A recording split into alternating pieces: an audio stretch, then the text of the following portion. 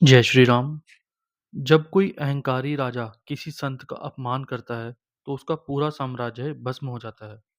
रावण के आदेश पर राक्षसों ने हनुमान जी की पूंछ में आग तो लगा दी, लेकिन क्या आप जानते हैं कि हनुमान जी ने अपनी पूंछ का आकार इतना विशाल कर लिया कि पूरी लंका का कपड़ा, घी और तेल कम पड़ गए। और फिर जय श्री राम के उद्घोष के साथ शुरू हुआ लंका दहन का वो महातांडव जिसने रावण के सोने के घमंड को पल भर में राख की ढेरी बना दिया। आज राम नाम जप डायरी का दिन 48 है। आज हम सुंदरकांड के उस सबसे दिव्य और रौद्र प्रसंग को जानेंगे जहां अधर्म की नगरी धू धू कर जल उठी। कथा के इस सबसे चमत्कारी मोड़ पर आगे बढ़ने से पहले आज का मेरा कुल जप काउंट है 28,861। 48 दिनों की यह अटूट साधना आप सभी के अनवरत प्रेम और प्रभु की कृपा से हर दिन एक नया इतिहास रच रही है। आज का नाम लेखन मैं अधर्म के नाश और न्याय को समर्पित करता हूँ।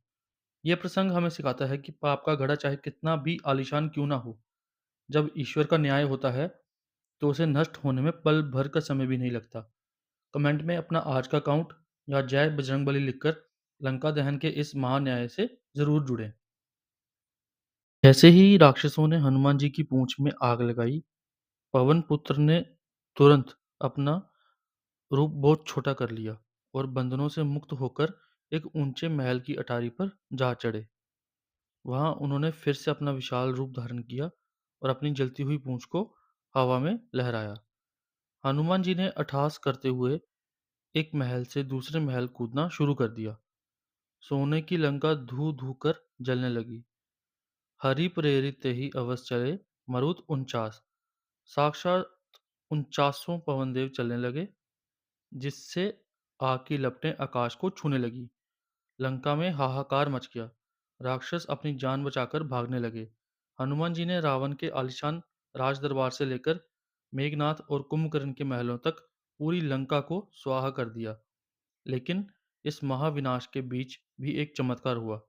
हनुमान जी ने पूरी लंका जलाई, लेकिन रावण के भाई विभीषण के महल को आंच तक नहीं आई, क्योंकि वहां राम नाम अंकित था और प्रभु के भक्त का घर कभी जल नहीं सकता।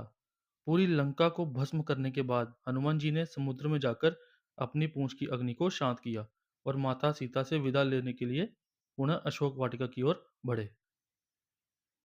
सुंदरकांड का ये प्रसंग हमें सिखाता है कि सोने की लंका जैसी धन दौलत और वैभव भी बेकार है यदि आपके कर्म अधर्मी है। जहाँ राम का नाम और धर्म होता है, वहाँ महाविनाश के बीच भी सुरक्षा कवच बना रहता है। आज के मेरे 28,861 नाम प्रभु के इसी परम न्याय को समर्पित हैं। लेकिन सुंदरकांड की ये महान यात्रा अब अपने अंतिम पड़ाव पर है।